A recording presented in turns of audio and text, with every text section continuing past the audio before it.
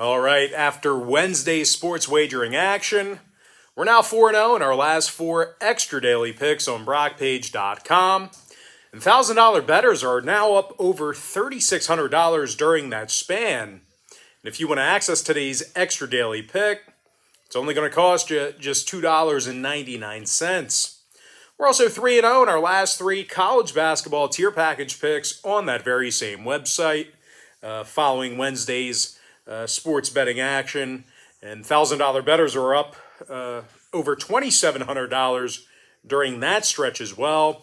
And as always, guys, all the picks that I give out on my website, they're my personal bets, games that I personally have action on. And the links for both of those packages I just mentioned are located in the description section below. And with that, guys, let's go ahead and dive into some free content. We're going to start off with Dartmouth taking on Yale, 5 o'clock Eastern start time. And that is on Friday, I almost said December, Friday, February 4th, 2022. Now, Yale's -8, totals 135. The Yale Bulldogs won 4 out of their last 5 ball games. They're also 6-2 straight up at home. Azar Swain, he's scoring nearly 20 points a game along with 4 rebounds and almost 90% shooting from the stripe. Meanwhile, Jalen Gabadon is scoring nearly a dozen points a game himself, along with 3 boards.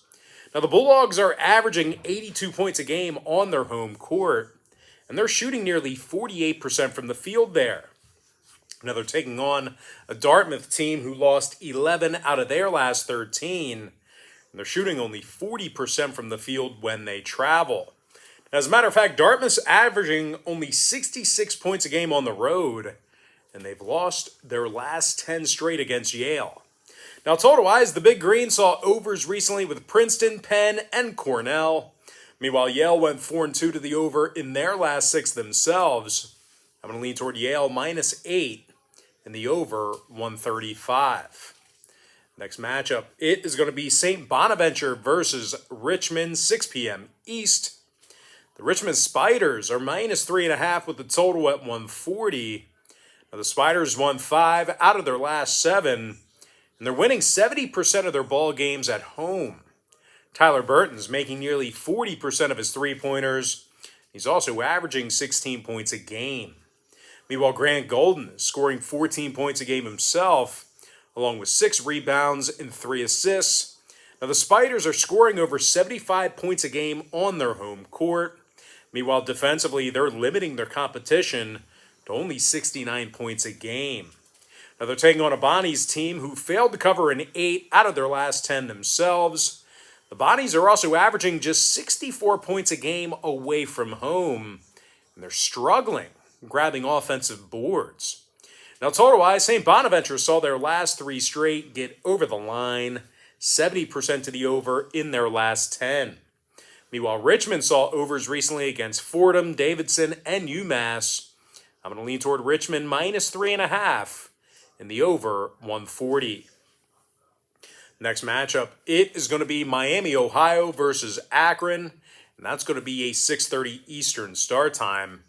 The Akron Zips are -7, totals 138.5. Now, Akron got the W in 4 out of their last 5 ball games, and they're currently winning 90% of their contests at home. Ali is making over 42% of his three-pointers. He's also scoring 13 points a game. Meanwhile, Xavier Castaneda is scoring 13 points a game himself, along with 3 boards and a couple assists. Now, the Zips are averaging 79 points a game at home. And they're also making nearly 40% of their three-pointers there. Akron's taking on a Miami team who lost 6 out of their last 8. And they failed to cover the point spread in all 8 of those contests. The Redhawks are also just 3-6 straight up when traveling this year. And they're giving up a whole lot of points on the road. The Redhawks allow 78 points a game away from their home court. And nearly 40% shooting from 3-land they're giving up in that same category. Now, total-wise, Miami went 4-1 to the over in their last 5 ball games. Meanwhile, Akron 6-2 to the over on their home court. I'm going to lean toward the Akron Zips -7 and the over 138.5. Next ball game, some Big East action. I'm talking about Creighton versus Seton Hall, 7 p.m. Eastern tip-off. Seton Hall is -6.5 at home, totals 137.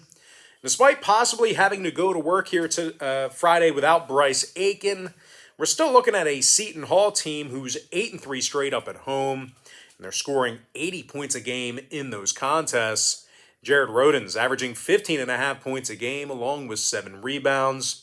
Meanwhile, Miles Cale, he's averaging just about double-digit points a game himself, along with 4 boards. Now, defensively, the Pirates allow only 67 points a game, and they're limiting their competition to just 40% shooting from the field. They're taking on a Creighton squad who's really struggled offensively on the road this year. The Blue Jays are averaging only 63 points a game away from their home court. They're also shooting just 30% from three-land. Now, total-wise, Creighton did see overs recently with Butler, St. John's, and Xavier. The Blue Jays are also 6-4 to the over in their last 10 meetings with Seton Hall. Meanwhile, the Pirates, on the other side of things, they are 6-5 to the over in front of their home fans. I'm going to lean towards Seton Hall -6.5 and the over 137. Next matchup, it is going to be Fairfield versus Monmouth, 7 o'clock East. Monmouth is -6.5, totals 132. And as good as Monmouth's been covering the number this year, I do have concerns about their defensive play. The Hawks are giving up 71 points a game at home, and they also struggle grabbing home offensive rebounds. Now, the Monmouth Hawks, they also lost ball games recently to the likes of Niagara, Iona, and Marist. They're taking on a Fairfield team who did cover the number in 3 out of their last 5 themselves. And they've also gone a pretty impressive 9-3 against the spread on the road. Taj Benning, he's making nearly 40% of his three-pointers, and he's also scoring 11 points a game. Meanwhile, Jake Wojcik is scoring 11 points a game himself, along with 3 rebounds and 90% shooting from the stripe. Now, the Stags allow only 66 points a game when they travel, and they're limiting their competition only 28% shooting from three-land in that same category. Now, total-wise, Fairfield went 4-2 to the over in their last 6 ball games, 7-5 to the over when traveling. Meanwhile, Monmouth saw overs recently against the likes of what am I trying to say here? Monmouth saw overs recently against the likes of Niagara and Iona themselves.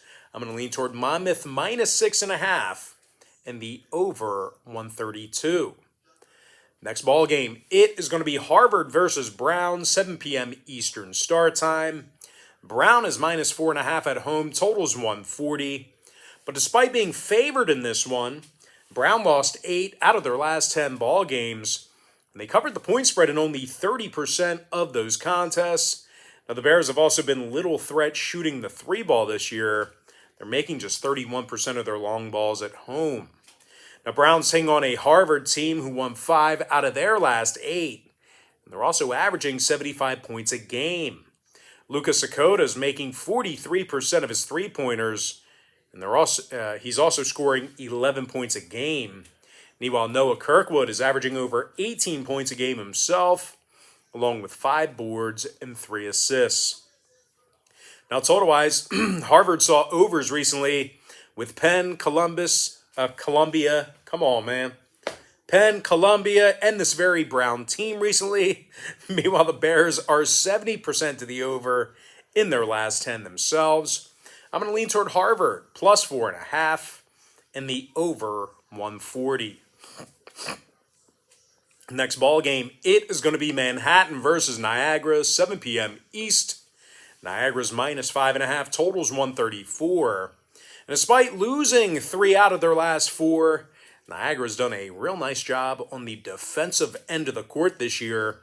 The Purple Eagles allow only 65 points a game, and they're limiting their competition to just 40% shooting from the field at home. Now, scoring-wise, Marcus Hammond is making 40% of his three-pointers. He's also scoring 17 points a game.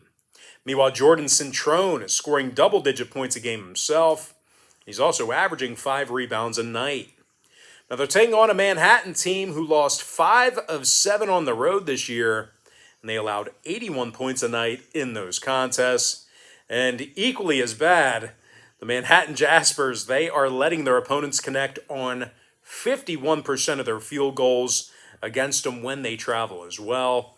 Now when it comes to the scoring in this one, Manhattan went 70% to the over in their last 10 outings. 5-2 to the over on the road this year. I could go for a Manhattan right now. Manhattan Old Fashioned. They kind of taste the same to me, although they're completely different. I guess an Old Fashioned is a little bit sweeter, but anyway. Niagara saw 5 out of their last 7 home games get over the number themselves. I could go for a Manhattan, but I ain't going for Manhattan tonight.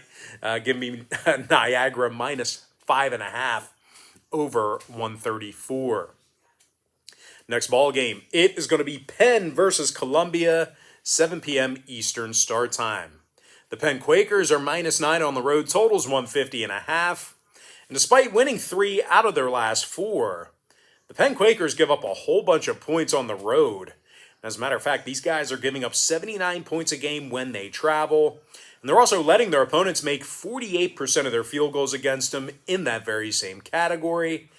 Needless to say, the Quakers have won just 2 of 10 away from home this season. They're taking on a Columbia team who's covered the number in 6 out of their last 10 ball games themselves. Now, the Lions are currently in the top 35 in the nation in shooting the 3 ball, and they're also making 48% of their field goals at home. Now, when it comes to offensive production individually, it's Liam Murphy who's making nearly 40% of his 3-pointers. He's also scoring 12 points a game. Meanwhile, Geronimo Rubio de la Rosa, Jeronimo Rubio de la Rosa, he's scoring 12 points a game, along with 3 boards and 3 assists. Now, Columbia has covered the number here recently against the likes of Yale, Harvard, and this very Penn team. And when it comes to the total in this one, Columbia is 6-2 to the over at home. 76% to the over for the entire season. Meanwhile, Penn went 60% to the over in their last 10 themselves. I'm going to lean toward Columbia, plus 9, and the over 150.5. Next contest, it is going to be Princeton versus Cornell, 7 p.m. Eastern tip-off. Cornell is minus 1 with the total at 158. Now, the Cornell Big Red is one of the best home covering teams in the country. They're averaging over 92 points a game at the Newman Arena. They're also making 53% of their field goals in that building. Needless to say, Cornell's in the top 5 in the country in both of those stats I just mentioned. Keller Boothby, he's drilling 51% of his 3-pointers. He's also draining 92% of his foul shots. This guy doesn't miss much. Meanwhile, Jordan Jones, he's the team's leading points getter with over 12.5 a game. Now, the Big Red is currently in the top 20 in the country in both 3-point shooting and offensive rebounds at home. They're taking on a Princeton squad who gives up a whole lot of points when traveling. And as a matter of fact, the Tigers are allowing nearly 76 points a game on the road. And they're coming fresh off a 6-point loss to Yale, where they allowed 80 total points in that contest. Now, total-wise, Princeton saw 7 out of their last 9 qualifying ball games get over the line. They were also 76% to the over for the entire season. Meanwhile, Cornell, on the other side of things, they went 4-2 to the over at home, and they also went 63% to the over for the entire year themselves. I'm going to go ahead and lean toward Cornell, minus 1, in the over 158. Next contest, it is going to be Quinnipiac versus St. Peter's. That's going to be a 7 p.m. Eastern start time. St. Pete's is minus 6.5 with the total at 137. And although St. Pete's plays incredible defense at home, they're scoring just 68 points a game in the Yanatelli Center. They're amongst the worst in the Metro in offensive rebounding at home. They're taking on a Quinnipiac team who got the W in 4 out of their last 6, and they're also averaging nearly 75 points a game. Matt Balink is scoring over 14.5 points a game, along with 4 rebounds and 40% shooting from three-land. Meanwhile, Kevin Marfo, he's scoring over 10.5 points a game. He's also averaging double-digit rebounds. Now, total-wise, 5 out of Quinnipiac's last 7 fell under the posted number. Meanwhile, St. Pete's went 70% to the under in their last 10. I'm going to lean toward Quinnipiac plus 6.5 and the under 137. Next contest, it is going to be Rhode versus Siena, 7 p.m. Eastern tip. Siena's minus 5.5, totals 131. Now, Siena's currently on a 3-game winning streak, and they covered the point spread in 7 out of their last 9. Now, the Saints allow only 69 points per contest, and they got the W in 5 out of their last 8 at home. Colby Rogers is drilling 44% of his three-pointers. He's also scoring 14 points a game. Meanwhile, Jackson Stormo scoring 11 points a game himself, along with 6 rebounds. Now, they're taking on a Rhode team who lost 5 out of their last 7 themselves, and they're winning just 20% of their ball games on the road. Just 20% of their road games are winning. These guys are struggling when traveling. And I'll tell you what, speaking of road games, the Broncs are shooting only 39% from the field in those contests. Now, defensively, on the other end of the court, Rhode is actually allowing 75 points a game when they travel. So a lot of problem areas for Rhode backers here. Now, total-wise, the Broncs saw overs recently with Fairfield, Niagara, and Marist. The Broncs also went 60% to the over in their last 10 meetings with Siena. So if you're into historical trends, may want to think about that one there. Meanwhile, the Saints, on the other side of things, they are 6-2 to the over in their last 8 at home. I'm going to lean towards Siena, minus 5.5, and the over 131. Next ball game, it is going to be Milwaukee versus Purdue-Fort Wayne, 7 o'clock Eastern tip-off. Now, the Purdue-Fort Wayne Mastodons are minus 6.5, totals 138. PFW won 6 out of their last 9. And they're also winning 82% of their home games. Jared Godfrey scoring over 15.5 points a game, along with 4 boards and 3 assists. Meanwhile, Jalen Pipkins, he's scoring over 12 points a game himself, along with 3 rebounds and a couple assists. PFW scoring 79 points a game at home this year. They're also making 49% of their field goals in that same category. They're taking on a Milwaukee team who lost 6 out of their last 8 themselves, and they're also getting the W in only 30% of their road games. Now, the Panthers have had significant problems scoring away from home this year. They're averaging only 62 points a game when traveling, and they're making only 29% of their three-pointers on the road. Now, total-wise, Milwaukee went 6-2 to the over in their last 8 ball games. Those were overs against the likes of Youngstown State, Oakland, and IUPUI. I'm going to go ahead and lean toward Purdue-Fort Wayne, PFW, minus 6.5, and the over 138. Next ball game, it is going to be San Diego State versus Colorado State. And that's going to be a 9 o'clock Eastern start time. Colorado State's minus 2.5, totals 129. The Colorado State Rams are 10-1 straight up at home this year, and they're in the top 20 in the nation in home offensive field goal percentage. David Roddy scoring over 18.5 points a night.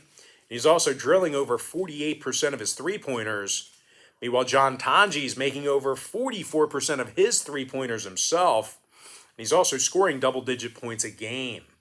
Now, the Rams are averaging over 81 points a game at home, and they're in the top 5 in home free throw percentage. They're taking on a San Diego State team who's one of the worst road scoring teams in the country.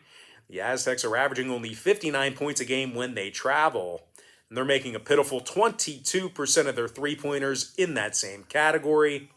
And when it comes to shooting from the foul line, well, the Aztecs are making just 58% of their free throws on the road as well. I think you and I could make 58% of our free throws. But anyway, total-wise, San Diego State 6-3 to the under in their last 9. Meanwhile, Colorado State went 70% to the under in their last 10. I'm going to lean toward Colorado State minus 2.5 and the under 129. All right, next ball game I have for you. It is going to be Toledo versus Ball State, and that's going to be a 9 o'clock Eastern tip-off. Toledo is the 8.5-point favorite on the road. Total's 155. But despite being red hot right now, Toledo is giving up 71 points a game on the road. And all 4 of their losses this season did come away from home. They're taking on a Ball State team who covered in 7 out of their last 10 ball games. And they're also winning 78% of their contests on their home court. Peyton Sparks, he's scoring 12.5 points per contest, along with 7 boards. Meanwhile, Tyler Cochran, he's averaging a dozen points a game himself, along with 5 rebounds and a couple assists. The Ball State scoring over 79 points a game in front of their home fans. They're also making nearly 40% of their three-pointers in that very same category. Now, total-wise, Ball State saw overs recently with the likes of Ohio, Western Michigan, and Akron. Meanwhile, Toledo, on the other side of things, they saw their last 4 straight get over the posted number themselves. I'm going to lean toward Ball State plus 8.5. And the over 155. And with that, guys, we're going to jump into our next and final matchup for the show. It is going to be Nevada versus Fresno State. Now, that's going to be an 11 o'clock Eastern tip-off. Fresno State's -9 with the total at 131.5. Fresno State's 9-1 straight up at home this year. They're amongst the best defensive teams in the country at home. The Bulldogs are allowing only 55 points a game in front of their home fans. And they're also limiting their competition to just 38% shooting from the field in that same category. The Bulldogs have also done a real nice job of rebounding. They're currently in the top 10 in defensive boards on their home court.